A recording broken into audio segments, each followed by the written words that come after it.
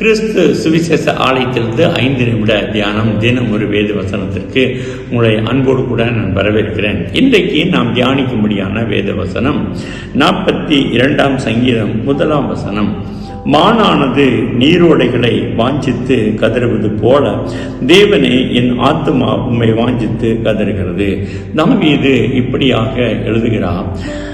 மானுக்கு இணையாக மானானது எப்படி தண்ணீர் வேண்டும் என்று நினைக்கிற பொழுது, அதற்கு தாகம் எடுக்கிற பொழுது அது எப்படி வாஞ்சித்து கதறி அந்த நீரோடை வேண்டும் என்று சொல்லி கதறுவதை போல நம்முடைய ஆத்மா கர்த்தரையே நோக்கி காத்திருக்க வேண்டும் என்று தாவீது சொல்கிறார். தாவீது தன்னுடைய எல்லா சூழ்நிலைகளையும் கர்த்தரை நோக்கி அப்படித்தான் காத்திருந்தார். வனாந்தரத்தில் ஒரு ஆடுகளை மேய்த்துக் கொண்டிருந்த போது தனக்கு எந்த விதமான துன்பங்கள் வந்தாலும், பாடுகள் வந்தாலும், அங்கே விலங்கினங்கள் ஆட்டை பிடித்து கொண்டு போகும்படியாக வருகிற பொழுதும் தாவீது கர்த்தரையே அண்டிக் கொண்டபடியினாலே ஒரு முறை கரடி வந்தது, ஒரு முறை சிங்கம் வந்தது.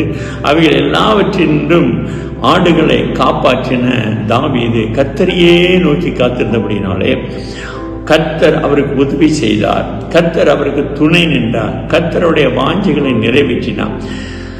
எனவே தாவீது தன்னுடைய ஆத்மாவை கர்த்தருக்கு நேராக திருப்பி இருந்தபடினாலே அந்த ஆத்மா அவரை நோக்கி எப்பொழுதும் தாகமாய் இருந்தது. தானியேல் 3ஆம் அதிகாரத்தில் பார்க்கிறோம்.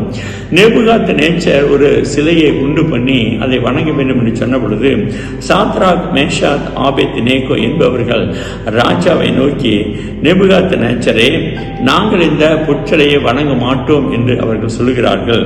நாங்கள் ஆராதிக்கிற எங்கள் தேவன் எங்களை தப்புவிக்க வல்லவராய் இருக்கிறார். அவர் எரிகிற அக்கினி சூளைக்கும் ராஜாவாகி உம்முடைய கைக்கும் நீங்களாக்கி விடுவிப்பார் என்று தானியேல் 3ஆம் அதிகாரம் 17ஆம் வசனத்தில் நாம் பார்க்கிறோம். 18ஆம் வசனம் இப்படி சொல்லுகிறது. அந்த 3 பேரும் அவர்கள் கர்த்தர் மீது வைத்திருந்த வாஞ்சை நிமித்தமாக அவர் சொல்லுகிறார்கள், விடுவியாமல் போனாலும் நாங்கள் உம்முடைய தேவர்களுக்கு ஆராதனை செய்வதும் இல்லை, நீர் நிறுத்தின பொற்சிலையை பணிந்து கொள்வதும் இல்லை என்கிறது ராஜாவாகிய உமக்கு தெரிந்திருக்கடவது என்று சொல்லி மூவரும் அங்கே சொல்லுகிறார்கள். அவர்களை நேபுகாத்நேச்சர் அக்கினி சூளையிலே போட்டார். 7 மடங்கு அதிகமாய் சூடாக்கப்பட்ட அந்த அக்கினி சூளையிலே இவர்கள் 3 பேரும் போடப்பட்டார்கள்.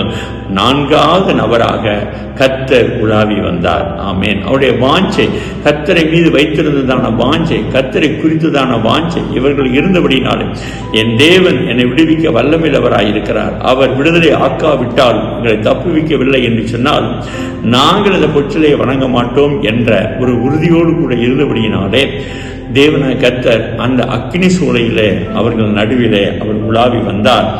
அந்த அக்கினி அவர்கள் மீது பலன் செய்யாமல் இருந்தது என்று சொல்லி 27ஆம் வசனத்தை பார்க்கிறோம். அந்த புருஷருடைய சரீரங்களின் மேல் அக்கினி பலன் செய்யாமலும், அவருடைய தலைமேல் கருகாமலும், அவருடைய சால்வைகள் சேதப்படுத்தாமலும், அக்கினியின் மனம் அவரிடத்தில் வீசாமலும் இருந்ததை அவர்கள் கண்டார்கள். எனவே நேபுகாத்நேச்சர் இப்படியாய் சொல்கிறார். Abed, Meshach, Abednego, Shadrach, Meshach, Abednego என்பவருடைய தேவனுக்கு விரோதமாக தூஷண வார்த்தையை சொல்லுகிற எந்த ஜனத்தானும், எந்த ஜாதியானும், எந்த பாஷைக்காரனும் துண்டித்து போடப்படுவான். அவன் வீடு எருக்களமாக்கப்படும் என்று என்னாலே தீர்மானிக்கப்படுகிறது. இவ்விதமாய் ரட்சிக்கத்தக்க தேவன் வேறொருவரும் இல்லை என்று தானியேல் 3ஆம் அதிகாரம் 29ஆம் வசனத்தில் நேபுகாத்நேச்சர் போட்ட கட்டளையை பார்க்கிறோம். நாம் கர்த்தர் மீது வாஞ்சியாய் இருக்கிற பொழுது நம் மூலமாய் தேவன கர்த்தர் மகிமைப்படுவார். நம்முடைய ஆண்டவர் நம்மை எல்லாவற்றுக்கும் தப்புவிக்க வல்லமில்லவராய் இருக்கிறபடினாலே அவரை நோக்கி வாஞ்சித்து நாம் கதறுகிற போது நம்முடைய ஆத்மாவை அவர் காப்பதற்கு வல்லமில்ல தேவனாய் இருக்கிறார். செபிக்கலாமா? மகா இரக்கம் கிருபை நிறைந்த எங்கள் ஜீவனுள்ள நல்ல பிதாவே, இந்த நாளில் கேட்ட வார்த்தையின்படி ஆண்டவர்களுக்கு எந்த சூழ்நிலை வந்தாலும் உங்களை பிரியாதபடி இருக்கும்படியான கிருபை கர்த்தர் எங்களுக்கு தருவீராக. மீது வாஞ்சியாய் நாங்கள் நோக்கி கதறுகிற பொழுது கர்த்தர் நிச்சயமாக எங்களை விடுவிக்க வல்லமையுள்ளவர் என்பதை வேதத்தில் வாசிப்பது மாத்திரமல்ல, எங்களுடைய வாழ்க்கையிலும் நாங்கள் கற்றுக்கொள்ள கர்த்தர் எங்களுக்கு கிருபை செய்வீராக. இதை கேட்ட ஒவ்வொருடைய வாழ்க்கையிலும் கர்த்தரை தப்புவித்து உயர்த்தி வைப்பீராக. இயேசுவின் நாமத்தில் ஜெபிக்கிறங்க ஜீவனுள்ள நல்ல பிதாவே. ஆமேன். God bless you. கர்த்தர் உங்களை ஆசீர்வதிப்பாராக. ஆமேன்.